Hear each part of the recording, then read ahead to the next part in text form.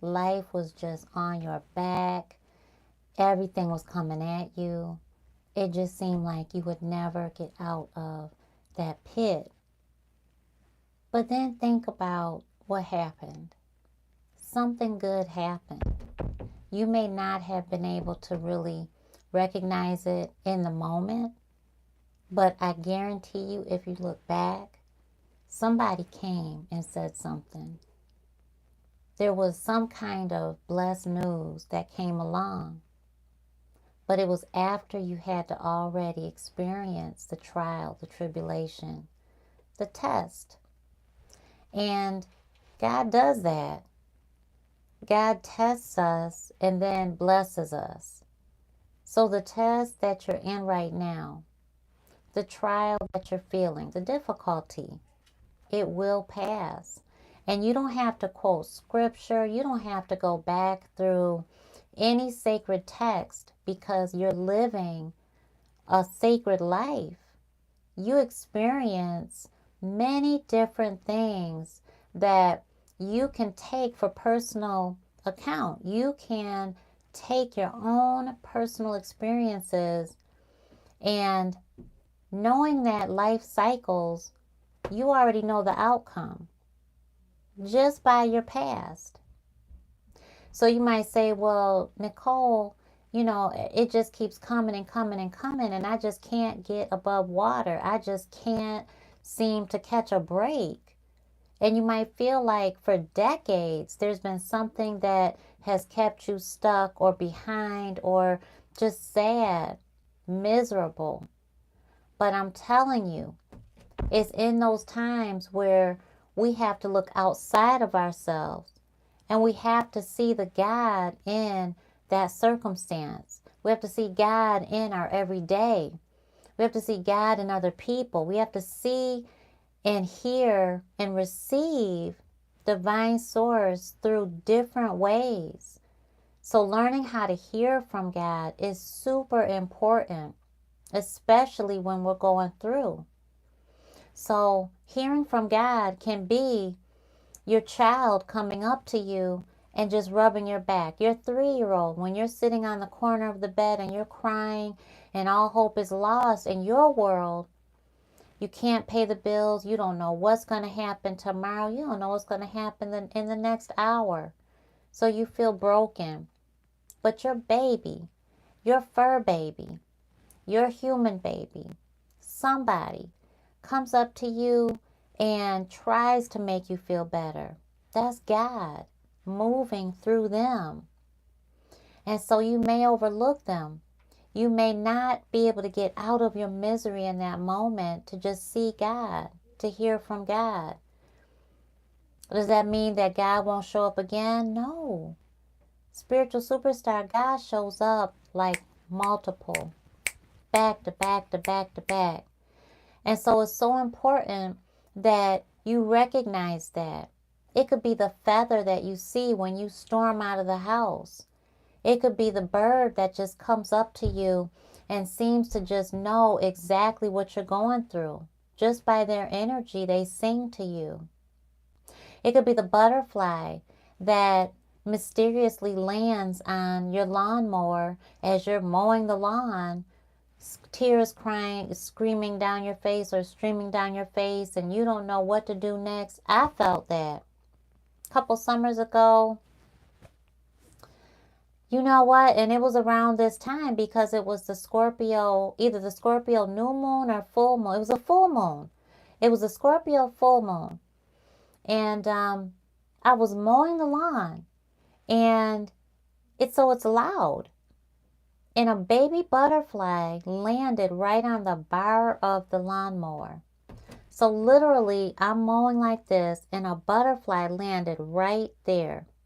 And my neighbor was watching it, and she was like, "Is that a butterfly?" And I'm like, "Yeah, I can't believe it." She was like, "It's like what?"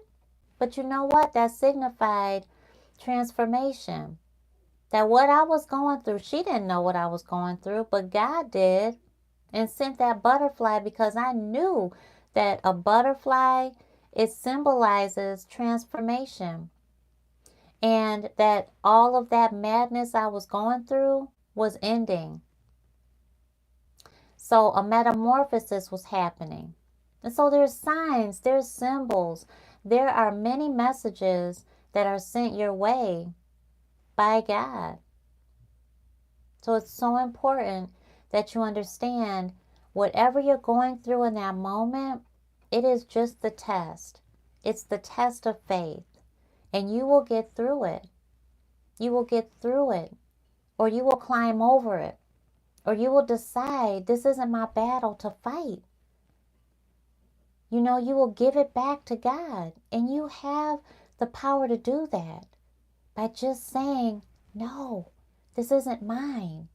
I release it to you, God. I release it. Take it from me. And if man has abused you to the point where you can't call God him, then call God her. Call God Allah, Jehovah, the Most High, the Most Illumined, Divine Source, Spirit, God, however way you want to call our higher power, the All. You don't have to put a gender to God because God is genderless. Through our limited ability of being human, we say him, we say her. We attach it to what has been written by humans in the Holy Bible. So you might say, well, you know, that was written by God. Well, it was actually written by human beings. Okay, human beings. Were they messengers and manifestations of God? Yes. I believe that, yes. But the same with the Katabiaktas, the same with different script that is sacred, that people hold culturally as sacred word from our all. So look back in your own life and look at the time where you really felt hopeless. You felt down and out, like that time would not pass. And then look forward and see what happened. Maybe your parents died. Maybe you realize you are all alone in this world outside of blood family. You don't have any blood family. Maybe you were, maybe you're in foster care now and you feel really down and out. Maybe you are being abused. There's so much that happens in this world to us. But, honey, I'm here to tell you that that will end. And I need you to see God because God is the way out of that trauma. So it could be the person that comes to you and feels deeply in you that that's the angel in disguise. That's the one that's going to help deliver you from the madness that you're feeling. It could be a dog on the street that becomes your companion. It could be the one that you stop from being abused by the neighborhood kids. And the next day, things start happening for you. Why? How does that happen? When you do good, things happen. And so I know people are going to say, you know, Necole, I do good all the time, but good doesn't happen to me, does it not? Are you sure? Could it be that you're missing how God shows up in your life? So let me just share. I feel like God's telling me to share a few more ways that God just shows up. God talks to us. God talks to us deep inside of us. And it may not be a voice that you recognize. It may not sound like a human voice. It may sound like radio. It may sound like just tones. You may hear tones in your ears. And immediately you may get a vision. You may get a thought. God talks to us in our dreams. When's the last time you woke up and you realized you dreamt something so powerful that it just made you stop and you had to think about it? And you felt like, oh my gosh, Could this be real? Could I have really experienced that? You know? When is the last time your dreams have come true? Dreams come true. So I need you to believe, no matter what you were raised knowing, no matter what was going on in your life when you were growing up, no matter what, I need you to break through that. And I need you to know that trouble does not last always. And I need you to know that God shows up in ways that you may have not been taught. You may see synchronistic numbers all the time. You may wonder, why am I still seeing 357? Why do I see 859 all the time? Like year after year after year, I see it. Why do I see my date of birth all the time?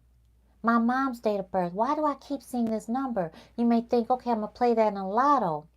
And it doesn't show up for you, doesn't work for you.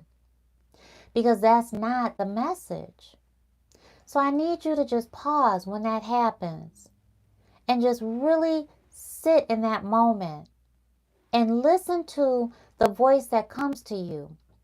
God is not going to tell you to do anything that's going to harm you or someone else. God is going to speak to you about healing your past. God is going to speak to you about moving you forward to your blessings. God is going to speak through you, and it's going to uplift you. God will talk to you and will make you cry, but it will be healthy, cathartic tears of release from whatever happened in your past. And that past could be a second ago, 2 seconds ago, 3 years ago, 3 decades ago, 3 generations ago. Because, dear love, and this is the last thing that I will say right now, is, honey, sometimes the stuff you're going through has absolutely nothing to do with you. It's generational. You don't have to claim that. You don't have to own it. You don't have to live it. It's not yours. Your job is to break it. Break that energy. Decide right now that you are going to live your life for you, for your seeds, for your legacy, to create healthy energy going forward. Let's say that you and prior generations, your parents and prior generations before that, maybe siblings now, are in poverty. You decide to break that. How? What do you do better than anything else? What do you do better than anyone? Do you cook? Do you clean? What is it? Did God talk to you before about starting a business? What is it? About going back to school? About breaking away from those that are close to you and they're telling you, no, you can't do that? But yet, you know deep inside that if you did that, you would have to break away from them? And you're afraid to do that? God might be telling you in your dreams that you keep dreaming of this faraway, this goal. God might be telling you you're going to have to break away from these people in order to get that goal. There's so many ways that God talks to us. Part of that is you got to leave people behind. And it may be people that you've known your whole life. Family, friends, but it may not be forever. It could be temporary. So I pray that this talked to somebody, that this helped someone.